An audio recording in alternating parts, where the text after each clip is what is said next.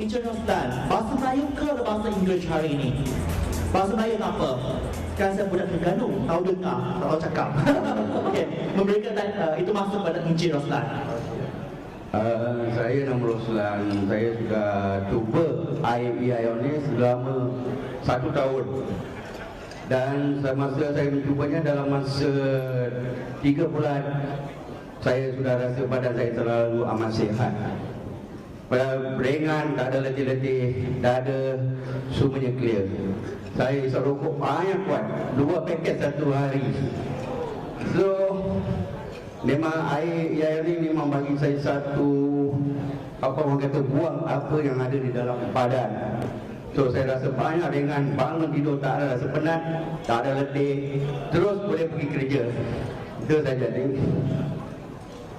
OK， 这个三是说他曾经他一天2包烟哦，所以身体很累，所以变成他使用了产品过后呢，就是喝了这个水过后，他觉得自己全身轻了很多。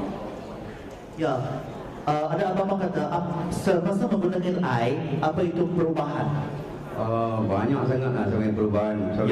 Badan saya very active, yes. Okay. And then I smoking, about the smoking. Boleh pukul harimau betul tak? Atau hari harimau? 老虎也打得死猫。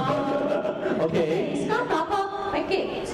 2 kotak. Masih 2 kotak lagi. Yes, sekarang nak keli. tak, sekarang boleh kurang lah. Tapi ending dah sudah lagi sihat, lagi banyak insyaAllah. Merokok tak boleh, tidak abang. Okey. Okey, terima kasih. Ada apa nak cakap? Sorry untuk terima kasih pada Puan Jessie lah. Oh, Puan Jessie. Yang introduce me about this water. And then I very happy and healthy for my kesihatan lah. Thank you Puan Jessie lah. 他说非常感谢魏满女士，因为能够邀请她过来。OK，这边。